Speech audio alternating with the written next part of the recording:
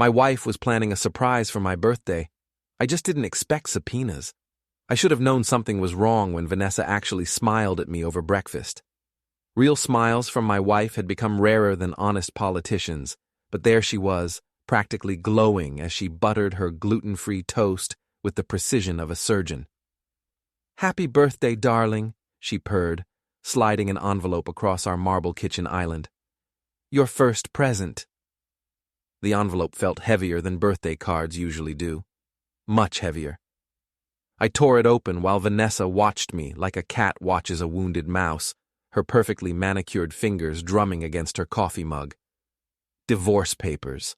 45 years old today, and my loving wife of 18 years was serving me with a lawsuit that demanded everything: the house, the cars, the business, full custody of Jamie, and enough alimony to fund a small country's defense budget.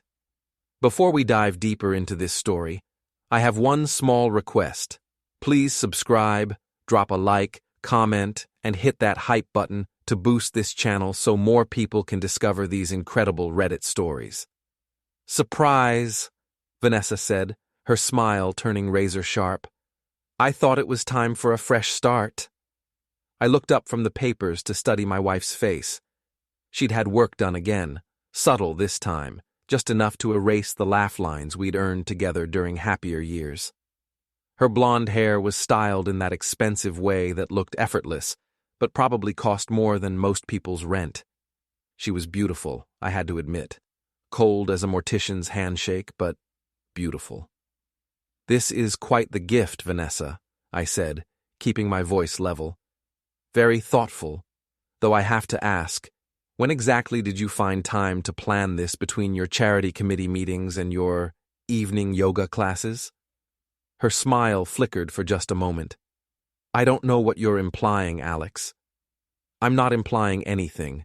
I'm stating facts, like the fact that your yoga instructor Julian seems to require a lot of private sessions.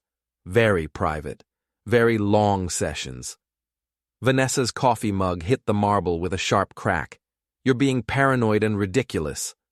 "Am I?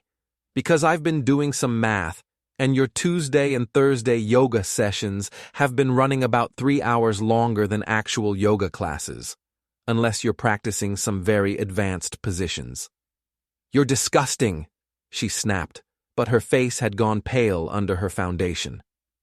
I folded the divorce papers carefully and slipped them back into the envelope. "You know what, Vanessa?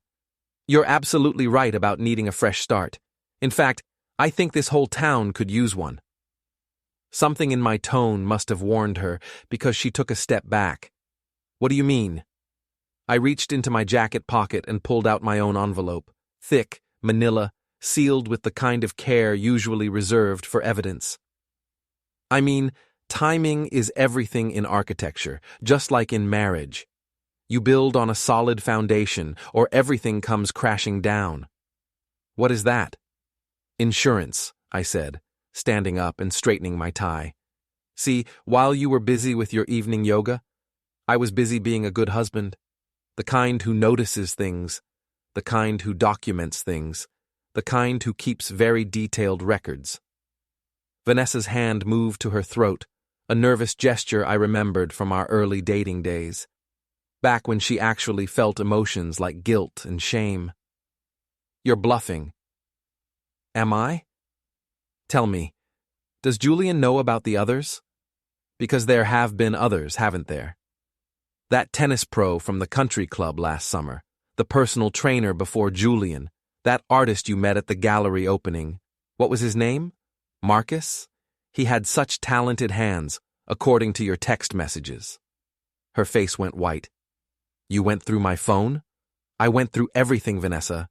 Phones, emails, credit card statements, hotel receipts.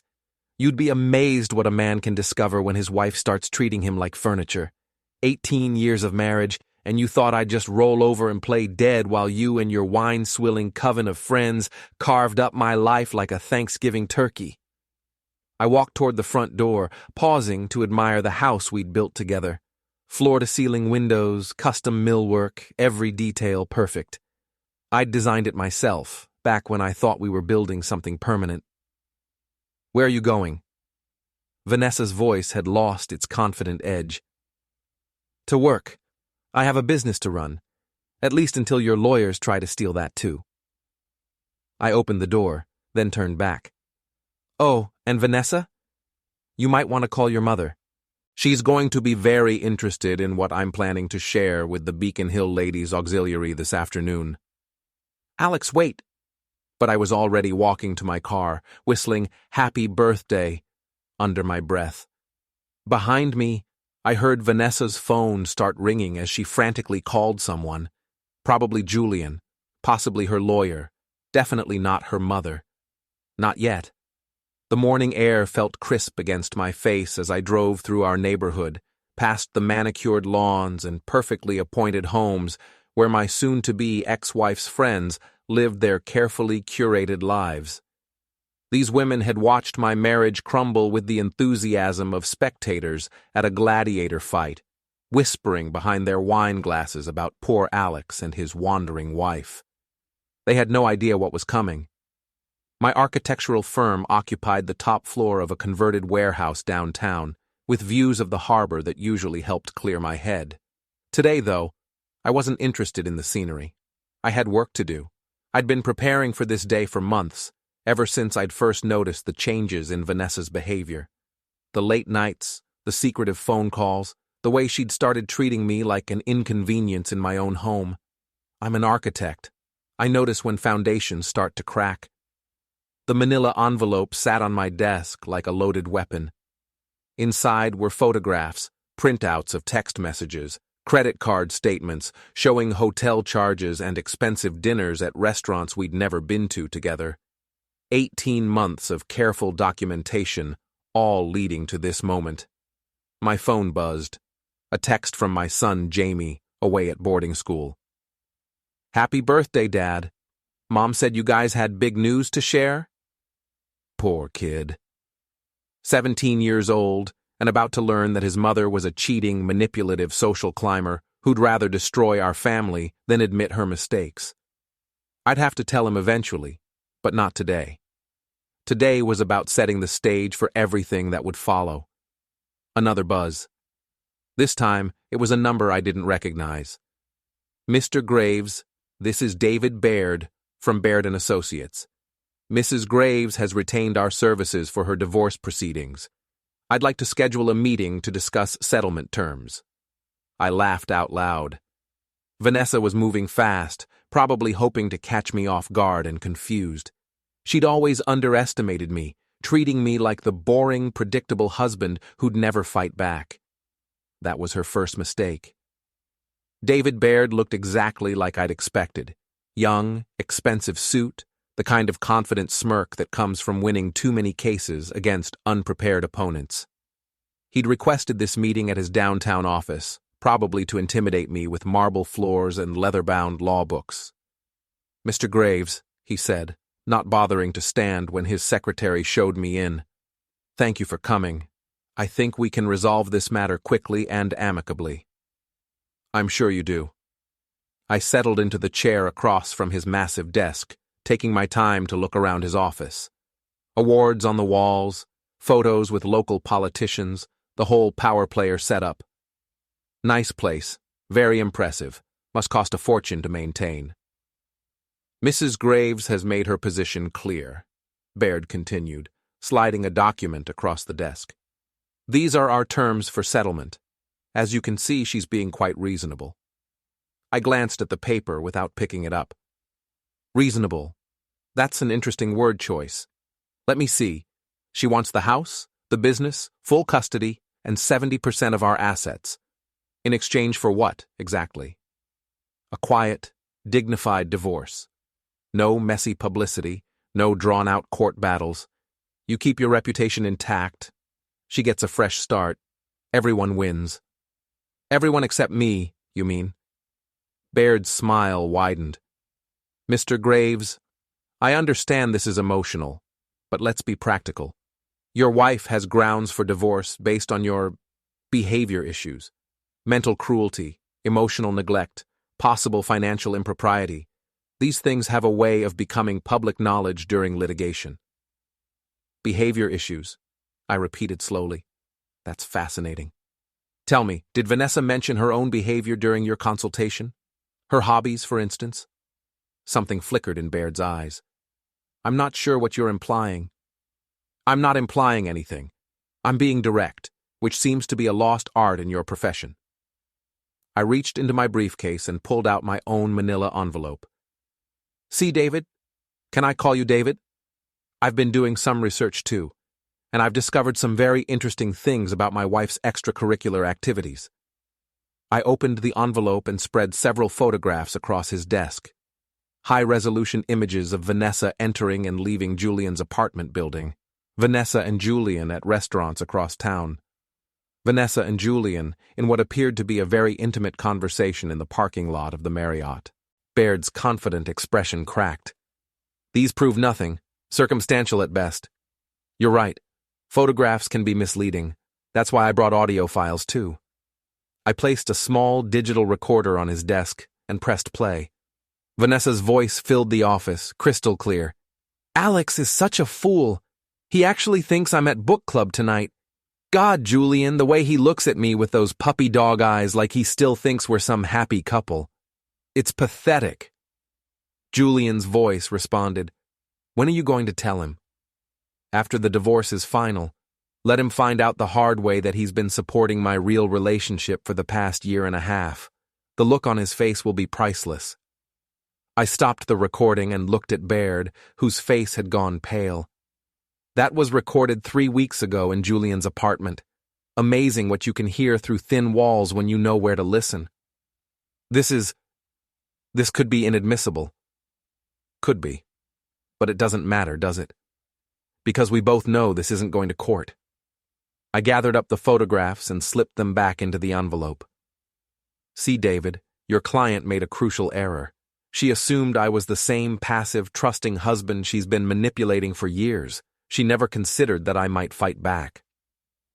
What do you want? Baird's voice had lost its earlier confidence. Nothing complicated. I want Vanessa to withdraw her divorce petition. I want her to move out of my house. And I want her to explain to our son why she's destroying our family for a Pilates instructor with commitment issues and a cocaine habit. Cocaine habit? Oh, did she not mention that? Julian has quite the expensive hobby. Amazing what people will tell you when they think you're just another boring suburban dad. His dealer is very chatty, especially when he's worried about getting paid. I stood up and straightened my jacket. You have 48 hours to convince your client to see reason. After that, these materials go public, all of them. The photos, the recordings, the financial records showing how she's been using our joint accounts to fund her affairs, everything. You can't do this. There are laws about privacy. About what? Exposing adultery? Last I checked, that wasn't illegal. Immoral, yes. Grounds for divorce, absolutely. But not illegal. I headed for the door, then paused. Oh, and David, you might want to ask Mrs. Graves about her mother's reaction when she finds out. Margaret Whitmore has spent 60 years building her reputation in this town. I wonder how she'll feel when she learns her daughter has been making her a laughingstock at every charity function and garden party.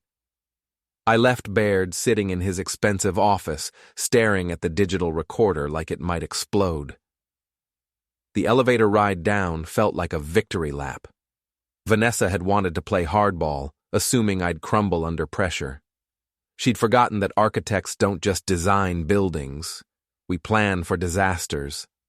My phone rang as I reached the parking garage. Vanessa's number. Alex, what have you done? Her voice was shrill, panicked. Happy birthday to me, I said cheerfully. How was your morning, dear? Did you enjoy your meeting with Mr. Baird? He called me. He said you've been spying on me. Spying is such an ugly word. I prefer conducting due diligence. It's what any good businessman does before entering into negotiations. You can't do this to me, to us. Think about Jamie. I am thinking about Jamie. I'm thinking about how he'll feel when he learns his mother threw away 18 years of marriage for a man who sells his body for a living and snorts his profits up his nose. Silence on the other end. Then, quietly, "What do you want?" "I want you to come home. I want you to sit down with me and have an honest conversation about our marriage. And I want you to end things with Julian today. Permanently." "And if I don't?" I got into my car and started the engine. "Then tomorrow morning everyone in this town will know exactly what kind of woman you really are. Your friends, your mother, your precious social circle. They'll all know that Vanessa Graves is nothing more than a cheating housewife who couldn't keep her legs closed or her mouth shut. You bastard. I'm a bastard who's been paying for your lifestyle while you screwed around behind my back. But I'm a bastard with evidence, Vanessa, and I'm not afraid to use it." I hung up and drove home, feeling better than I had in months. The house looked different now, less like a prison, more like a fortress. Vanessa's car was in the driveway, and I could see her silhouette in the living room window, pacing back and forth like a caged animal. This was just the beginning. Vanessa had started a war, but she'd forgotten one crucial detail. I was the one who'd built the battlefield. Every room in this house, every detail of our life together, I'd designed it all. I knew every weakness, every pressure point, every way to bring it all crashing down. She wanted a fresh start? Fine. But she was going to learn that sometimes, when you burn bridges, you get trapped on the wrong side of the fire. Vanessa was waiting for me in the living room, perched on the edge of our white leather sofa, like she was ready to bolt at any moment. She'd changed clothes since morning. Gone was the casual confidence, replaced by a black dress that screamed funeral appropriate. How fitting. "We need to talk," she said without preamble. "Yes, we do." I poured myself a scotch from the bar cart, deliberately not offering her one. "Would you like to start, or should I?" "This has gone far enough, Alex. Whatever game you're playing." "Game?" I laughed, and the sound was harsh enough to make her flinch. "Vanessa, this isn't a game. Games have rules and fair play and good sportsmanship. This is war. You fired the first shot this morning with those divorce papers. Everything that happens next is just me returning fire." She stood up, smoothing down her dress with nervous hands. "I made mistakes, okay? I admit that. But we can work through this. We can go to counseling. We can what? Pretend the last 18 months didn't happen? Pretend you didn't spend our anniversary in a hotel room with Julian while I sat at home waiting for you to come back from your girls' night out?" Her face went pale. "How did you—" "The Marriott downtown, room 412. You charged dinner to our joint credit card. Surf and turf for two, a bottle of champagne, late checkout the next morning. Did you really think I wouldn't notice a $300 hotel charge on our anniversary?" Vanessa sank back onto the sofa, her carefully constructed composure finally cracking. "Alex, please, think about what you're doing. Think about Jamie, about our life together, about your reputation, about your mother's standing in the community, about your precious wine club friends and their opinions." I took a sip of scotch, savoring both the burn and the look of panic in her eyes. "I've thought about all of that, Vanessa. In fact, I've thought about very little else for the past 6 months. 6 months? That's when I first suspected. You remember that night in March when you came home with your lipstick smudged and your story about Blair's car breaking down? I called Blair the next morning to ask if she needed help with repairs. Imagine my surprise when she told me you'd never been at her house. Vanessa's hands were shaking now. "You've been checking up on me for 6 months?" "I've been protecting myself for 6 months. There's a difference." I sat down across from her, close enough to see the fear in her eyes. "See, I know you, Vanessa. I know how your mind works. You don't do anything without an exit strategy, without a plan to come out on top. So, when you started acting strange, when you started treating me like an inconvenience instead of a husband, I knew something was coming. I never meant for it to happen this way." "Which part? The cheating or the getting caught?" She flinched. "The cheating. I never meant to hurt you." "But you did mean to divorce me.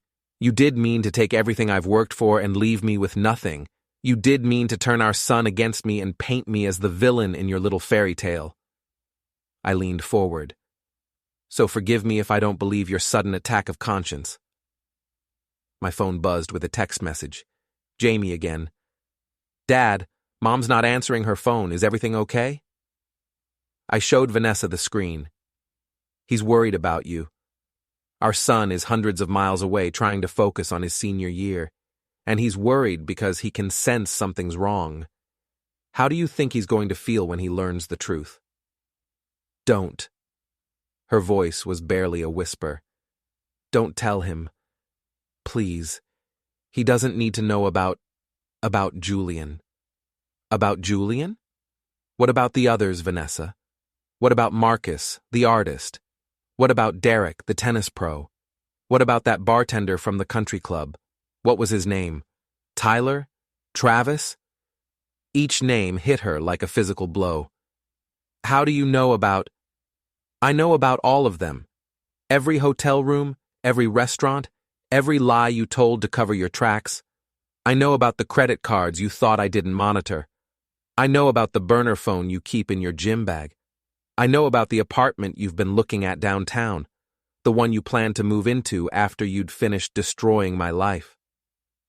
Vanessa was crying now, mascara running down her cheeks in dark streams. I'm sorry. God, Alex, I'm so sorry. I don't know what happened to me. I don't know why I know why. I stood up and walked to the window, looking out at our perfectly manicured neighborhood. You got bored. You got tired of being married to a boring architect who worked long hours and didn't worship at the altar of your ego. You wanted excitement, adventure, the thrill of being desired by younger men who told you what you wanted to hear. That's not... It's exactly that. I turned back to face her. And you know what the really sad part is? I would have given you a divorce if you'd just been honest. If you'd come to me 2 years ago and said you weren't happy, that you wanted something different, I would have been hurt, but I would have understood. We could have split everything fairly, worked out custody arrangements, stayed friends for Jamie's sake. We still can. No, we can't. Because you didn't want fair. You wanted everything. You wanted to punish me for the crime of loving you, of trusting you, of building a life with you that apparently wasn't exciting enough for your tastes. I finished my scotch and set the glass down with deliberate care. So now you get to live with the consequences of your choices. All of them. What does that mean? It means war, Vanessa. Total war. You wanted to destroy my life? Fine. But I'm going to destroy yours first, and I'm going to enjoy every minute of it. Her phone rang. She glanced at the screen and her face went even paler. It's my mother. Answer it, I said. Tell her you'll call her back. Tell her you're busy. Tell her whatever you want. But know this, by tomorrow morning, Margaret Whitmore is going to know exactly what kind of daughter she raised. Vanessa let the call go to voicemail, but we could both hear her mother's voice through the speaker. Vanessa, dear, I just had the most disturbing conversation with Helen Morrison. She said there are rumors going around about you and some fitness instructor. Call me immediately. I smiled. Faster than I expected. Helen must have seen us at Baird's office this afternoon. You know how she loves to gossip. Alex, please, my mother's reputation will survive just like she has for 60 years, but yours won't, not after I'm finished. I headed for the stairs, then paused at the bottom step. Oh, and Vanessa? I'd start looking for somewhere else to stay. You have until Sunday to move out. After that, I'm changing the locks. You can't kick me out of my own house. Actually, I can. The house is in my name, remember? You insisted on keeping your maiden name when we got married, said it was more professional for your event planning business. Funny how that decision is coming back to bite you now. I left her sitting in the living room, probably calculating her options and finding them all equally unpalatable. Upstairs in my office, I opened my laptop and began typing the first of several emails that would set tomorrow's events in motion. The war had officially begun, and unlike my naive, trusting wife, I'd been planning this campaign for months. every move calculated, every contingency considered, every weakness identified and cataloged for future use. Vanessa had wanted to play games with my life. Now she was going to learn that some games have consequences that last forever. Sunday morning arrived with the kind of crisp autumn weather that made our seaside town look like a postcard. Perfect day for the farmer's market, where half the town would gather to buy overpriced organic vegetables and catch up on the latest gossip. I'd been looking forward to this particular Sunday for weeks. Vanessa had spent the weekend packing her belongings with the grim efficiency of a refugee fleeing a war zone. She'd barely spoken to me since our confrontation Thursday night, communicating mostly through terse notes left on the kitchen counter about logistics and scheduling. "I need more time," she said as I found her in the bedroom, folding clothes into suitcase number 4. "Time for what?" "To find a place, to figure things out. Julian's apartment it's not suitable for extended stays." I leaned against the doorframe, watching her pack the expensive dresses I'd bought for various charity functions and anniversary dinners. Trouble in paradise already? Don't be smug, Alex. It doesn't suit you. Neither does adultery. But that didn't stop you. I checked my watch. You have 2 hours. After that, the locks get changed whether you're finished or not. Where am I supposed to go? That's not my problem anymore. You made your choice when you decided to blow up our marriage. Live with it. She turned to face me, and for a moment I saw a flash of the woman I'd married. Vulnerable, uncertain, almost human. What happened to us, Alex? We used to be happy. We were never happy, Vanessa. We were comfortable. There's a difference. I pushed off from the doorframe. Happy couples don't cheat. Happy couples don't lie to each other for 18 months. Happy couples don't serve divorce papers as birthday presents. I know I made mistakes. Mistakes are forgetting anniversaries or leaving the milk out overnight.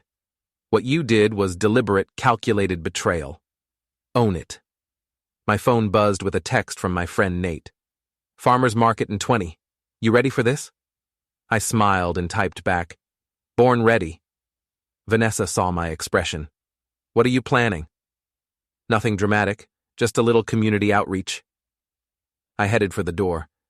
"Don't forget to leave your house keys on the counter when you go." The farmer's market was in full swing when I arrived, the town square buzzing with the kind of casual social interaction that made small towns both charming and dangerous. Information traveled fast here, especially the kind that involved scandal and betrayal.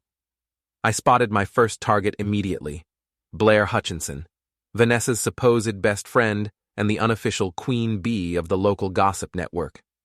She was examining organic tomatoes with the intensity of a forensic scientist, her perfectly styled gray hair catching the morning sunlight. "Blair!" I called out, approaching with my most charming smile. "How lovely to see you." She turned, and I caught the brief flicker of uncertainty in her eyes before she managed her social smile. "Alex, how are you holding up, dear? I heard things have been difficult." Difficult is one word for it. I picked up a tomato and examined it thoughtfully. Though I have to say, there's something liberating about finally knowing the truth. About everything. The truth? About Vanessa's extracurricular activities. About the lies, the hotel rooms, the credit card charges. About how long it's been going on and who knew about it. I met her eyes directly. You'd be amazed what people will tell you when they think you're just the clueless husband. Blair's face went pale. "Alex, I don't know what you think you know, but I know about the girls' nights that weren't girls' nights. I know about the cover stories you helped create. I know about the conversations where you all laughed about poor, stupid Alex and his wandering wife." I set down the tomato and stepped closer. "I know you knew, Blair. The question is, what are you going to do about it now? I never meant for anyone to get hurt. But people did get hurt. I got hurt. My son got hurt. And now everyone else gets to hurt too." I glanced around the market, noting how many people were within earshot.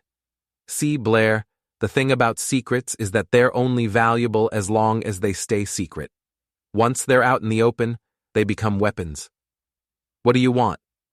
I want you to tell me about Julian, about how long you've known, about what you really think of a woman who destroys her family for a Pilates instructor with a drug problem and a history of sleeping with his clients. Blair looked around frantically, realizing that our conversation was attracting attention. Alex, please, not here. Here is perfect. Here is where Vanessa built her reputation, where she played the role of devoted wife and mother while she was screwing half the town behind my back.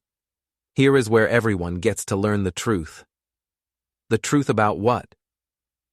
I turned to find Helen Morrison approaching, her eyes bright with curiosity. Perfect timing. Helen, just the person I wanted to see. I smiled warmly. I was just telling Blair about Vanessa's new living situation. Have you met Julian Carter? Lovely young man, very flexible. Helen's eyebrows shot up. Julian Carter? The instructor from that boutique fitness place? The very same. Vanessa's been taking private lessons with him for quite some time now. Very intensive training. She's learned positions I didn't even know existed. Blair made a strangled sound. Alex, stop. Stop what? Telling the truth? Sharing the news about my wife's new hobby? I looked directly at Helen. Did you know that Julian specializes in one-on-one instruction? Very hands-on approach. Vanessa's been seeing him twice a week for over a year now, sometimes more, when she needs extra attention. Helen was practically vibrating with excitement. This was better than Christmas morning for the town's premier gossip distributor. I had no idea Vanessa was so dedicated to fitness, she said carefully. Oh, she's very dedicated. Committed, you might say. In fact, she's so committed that she's moving in with her instructor. Today, actually. Isn't that wonderful? True love conquers all, even marriage vows and family obligations. Moving in? Helen's voice had gone up an octave. Well, she's certainly moving out of our house. Where she goes from there is between her and Julian and whoever else she's been training with recently. I glanced at my watch. Speaking of which, I should get home. The locksmith is coming this afternoon and I want to make sure everything is secure. I walked away, leaving Blair and Helen staring after me in shock. Behind me, I could hear Helen's voice rising with excitement as she began spreading the news to anyone within earshot. Phase 1. Complete. My phone rang as I reached my car. Vanessa's number. What have you done? Her voice was shaking with rage. I've had a lovely morning at the farmer's market. Beautiful day, isn't it? Blair just called me. She said you were telling people about Julian, about us moving in together. Aren't you moving in together? I thought that was the plan. True love, fresh starts, all that romantic nonsense. You know it's not that simple. Julian's place is temporary, just until I can find something permanent. How romantic. Nothing says happily ever after, like a temporary living arrangement with your personal trainer. I got into my car and started the engine. By the way, you might want to call your mother. Helen Morrison is probably dialing her number as we speak. Alex, please, you have to stop this. You're destroying everything. I'm not destroying anything, Vanessa. I'm just sharing the truth. If the truth is destructive, maybe you should have thought about that before you started living a lie. I hung up and drove home, whistling cheerfully. The house felt different already, lighter, cleaner, like a weight had been lifted from its foundation. Vanessa's car was gone from the driveway, along with most of her belongings. She'd left her keys on the kitchen counter as requested, along with a note, "This isn't over." I crumpled up the note and tossed it in the trash. She was right, of course. This wasn't over. This was just the beginning. I had plans for Vanessa and Julian. Big plans. And by the time I was finished, they'd both understand exactly what it meant to cross Alex Graves. Monday morning brought the first real consequences of my farmer's market performance. My phone had been buzzing since dawn with calls from numbers I didn't recognize. Reporters, I realized, from the local paper and even a few regional outlets. Apparently, the story of a prominent local architect's wife running off with her fitness instructor was exactly the kind of small-town scandal that sold newspapers. I ignored most of the calls, but I did answer when I saw Nate's number. "Jesus, Alex," he said without preamble. "You really went nuclear, didn't you?" I went honest. There's a difference. The whole town's talking about it. My wife heard it from 3 different people at the grocery store this morning. Vanessa's mother supposedly locked herself in her house and won't answer the phone. Margaret always did have a flair for drama. This isn't drama, man. This is social suicide. For all of them. Nate paused. "I hope you know what you're doing." I know exactly what I'm doing. What I was doing, specifically, was sitting in my car outside Julian's apartment building, waiting for him to emerge for his morning run. I'd been watching his routine for weeks. He was nothing if not predictable. Every day at 7:30 a.m., he'd come jogging out in his expensive athletic wear, following the same route through downtown and back. Today was going to be different. At exactly 7:31, Julian appeared, looking considerably less confident than usual. His normally perfect hair was disheveled, and he kept glancing around nervously as he started his warm-up stretches. I got out of my car and walked over to him. "Julian, good morning. Beautiful day for a run, isn't it?" He spun around, his face going pale when he saw me. "Alex, what are you doing here?" "Thought we should have a chat, man to man. You know, clear the air about a few things." Julian took a step back. "Look, I know this is awkward, but Vanessa and what we have is real. We're not trying to hurt anyone." I laughed, and the sound made him flinch. "Not trying to hurt anyone? Julian, you've been screwing my wife for over a year. In my bed, in hotels I paid for, probably in your little love nest upstairs. How exactly is that not trying to hurt anyone?" "You don't understand." "I understand perfectly. You saw a bored, wealthy housewife and thought you'd hit the jackpot. Easy money, easy intimacy, and if you played your cards right, maybe a permanent meal ticket when she divorced the boring husband." Julian's jaw tightened. "It's not like that." "No? Then what's it like? Enlighten me. Explain how seducing married women is actually a noble profession." Vanessa came to me. She was unhappy, neglected. Neglected? I stepped closer, and Julian automatically backed up against a parked car. "I gave that woman everything. A beautiful home, financial security, 18 years of my life. The only thing I didn't give her was permission to screw around behind my back. You gave her things, not attention, not passion, not—" The slap echoed off the surrounding buildings like a gunshot. Julian's head snapped to the side, and when he looked back at me, there was a bright red handprint on his left cheek. "That," I said calmly, "was for the disrespect. This is for the stupidity." I grabbed the front of his running shirt and shoved him hard against the car. He was younger than me, probably stronger, but he was also shocked and off balance. "Let me explain something to you, Julian. You picked the wrong man's wife to play house with. You picked the wrong family to destroy for your entertainment. And now you're going to learn what happens when you mess with someone who has nothing left to lose. You're crazy. I'm thorough. There's a difference." I released his shirt and stepped back. "See, while you and Vanessa were playing house, I was doing research about you, about your business, about your habits." Fear flickered in his eyes. "What kind of research?" "The kind that reveals interesting things about your client list. Married women mostly. Wealthy, bored, looking for excitement. You have quite the reputation, don't you? The personal trainer who provides very personal services."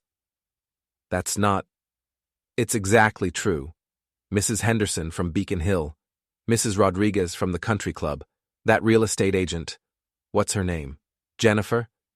You've been working your way through half the married women in town. Vanessa was just your latest conquest." Julian's face had gone white. "You can't prove any of that." "Can't I?" I pulled out my phone and showed him the screen. Amazing what people will tell you when they think their secrets are safe. Mrs. Henderson was very chatty once she realized I knew about her Tuesday afternoon training sessions. Apparently, you have quite the creative approach to physical fitness. What do you want? I want you to disappear, today. Pack up your little business, get out of town, and never contact my wife again. I can't just... You can and you will.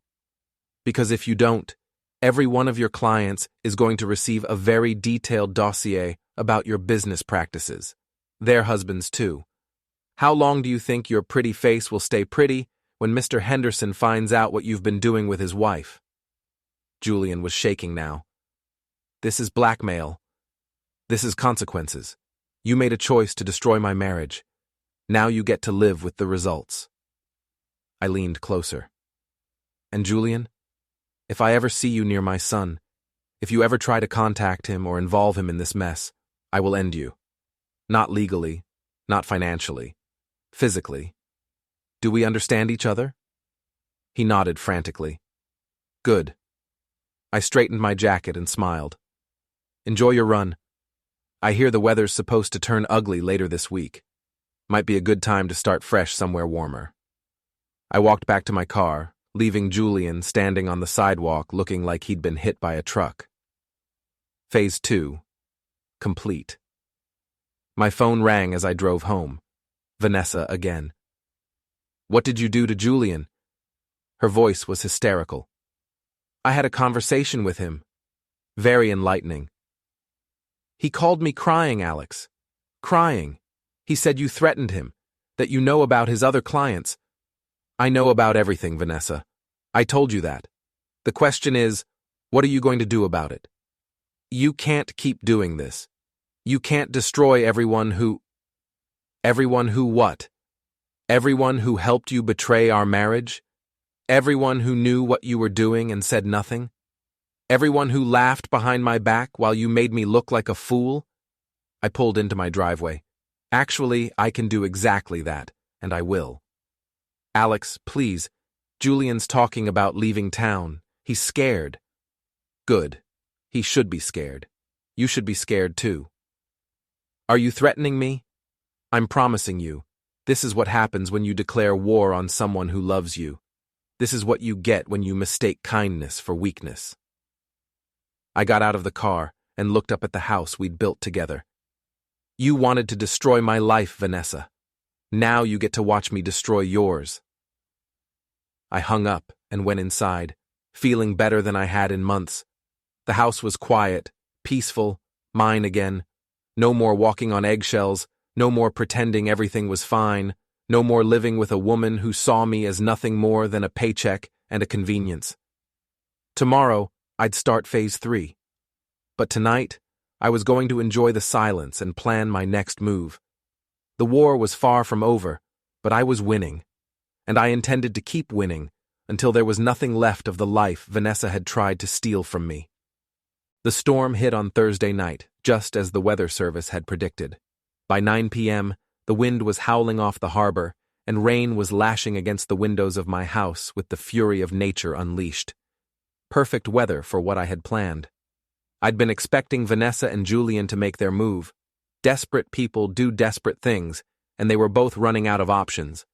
Julian's client list had evaporated after word spread about his specialized services, and Vanessa had been effectively blacklisted from every social circle in town. Her mother still wasn't taking her calls, and the few friends who hadn't abandoned her completely were keeping their distance. The security cameras I'd installed earlier in the week showed them approaching through the storm, hunched against the wind and rain like a pair of refugees. They'd parked 2 blocks away, probably thinking they were being clever. I was ready for them. Dad? Jamie's voice came from behind me. He'd come home from boarding school that afternoon, ostensibly for a long weekend, but really because he'd sensed something major was happening. Smart kid, he got that from me. Stay upstairs, I told him. This might get ugly. What's going on? Your mother's about to make some very poor choices. Again. The front door rattled as someone tried the handle, Then came the sound of a key scraping against metal. They were trying to use Vanessa's old key, not realizing I'd changed all the locks days ago. I waited until I heard them moving around to the back of the house before I activated the first surprise. The motion-activated sprinkler system I'd rigged up caught them perfectly as they tried to jimmy the back door. High-pressure water mixed with biodegradable paint. Nothing dangerous, but extremely effective at marking targets. Their curses were audible, even over the storm. "Alex!" Vanessa's voice, shrill with rage. "Open this door!" "Use your key," I called back pleasantly. "You changed the locks." "I changed everything. Amazing what you can accomplish when you're not being lied to and cheated on." More rattling, then the sound of breaking glass. They'd smashed one of the kitchen windows. I'd expected that. It was the most accessible entry point, and also the one I'd prepared most thoroughly for. The paint bomb went off as soon as Julian's foot hit the kitchen floor, covering both of them in bright orange pigment that would take weeks to wash off completely. The air horn that triggered simultaneously was loud enough to wake the neighbors 3 blocks away. "What the hell?" Julian's voice muffled by paint and panic. "Welcome to my home," I said, stepping into the kitchen doorway. "So nice of you to drop by. Though I have to say, orange really isn't your color, Julian." They were both dripping wet and covered in paint, looking like refugees from a particularly violent art installation.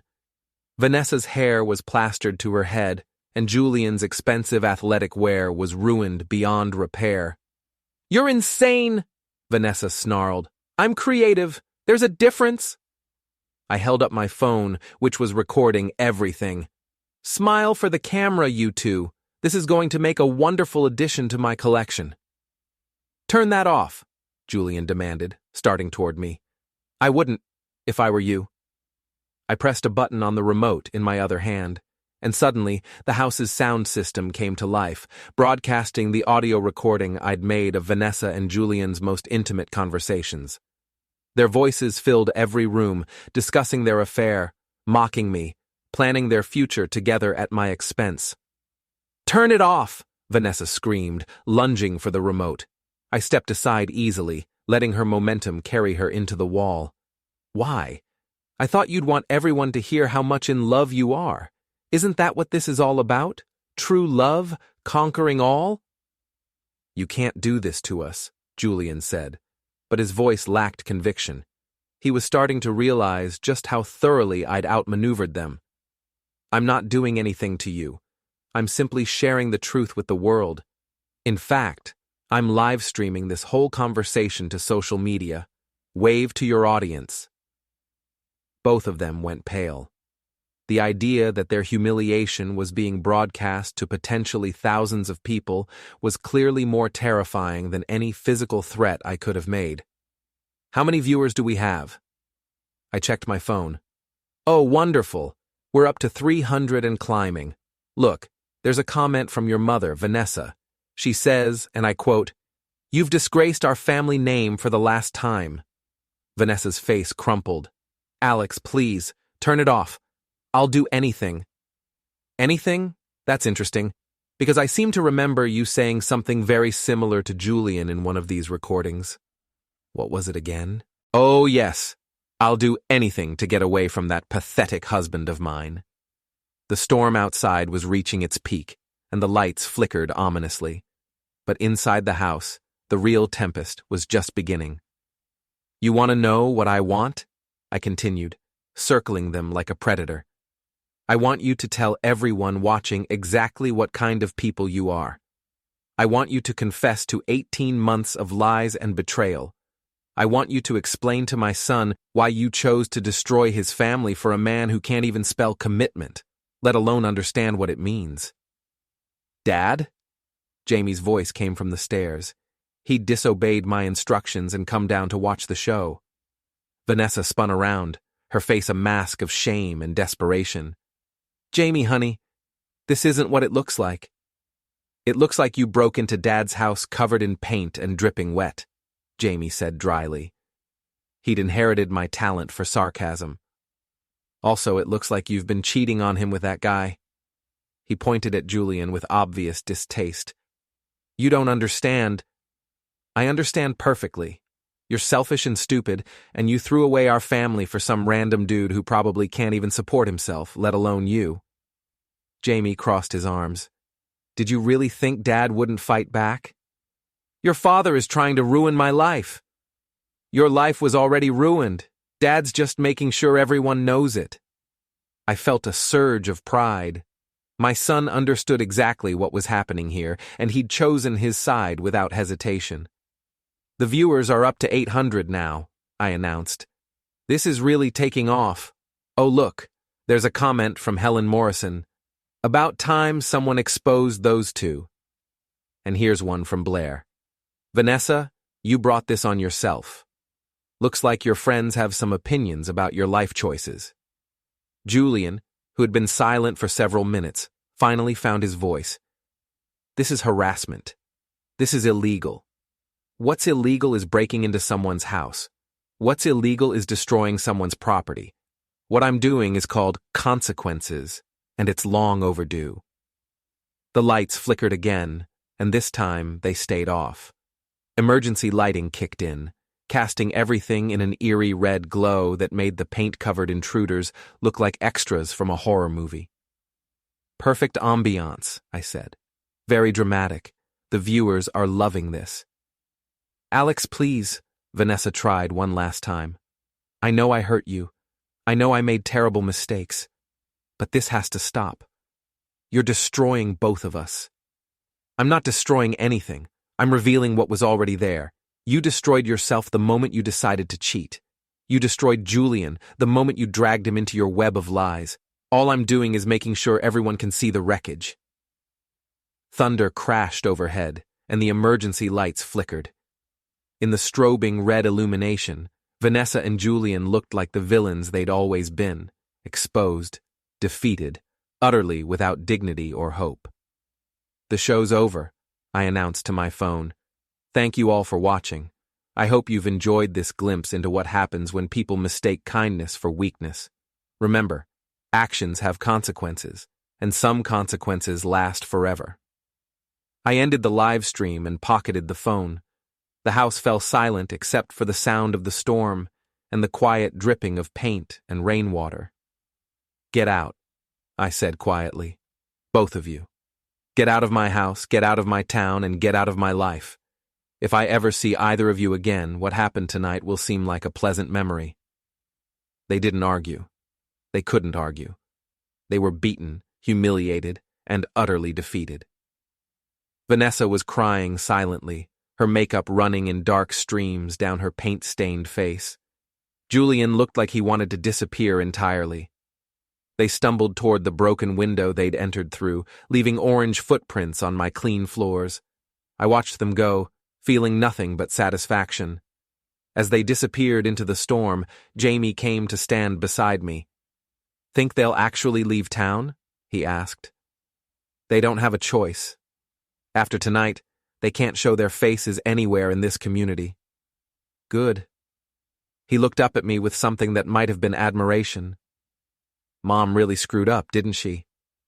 Your mother made her choices. Now she gets to live with them. Outside, the storm was beginning to subside. The worst was over, for the weather, and for me. I'd won the war that Vanessa had started, and I'd won it completely. She'd tried to destroy my life, and instead she'd destroyed her own. Next time, I thought as I surveyed the paint-splattered kitchen, remind me to marry an orphan.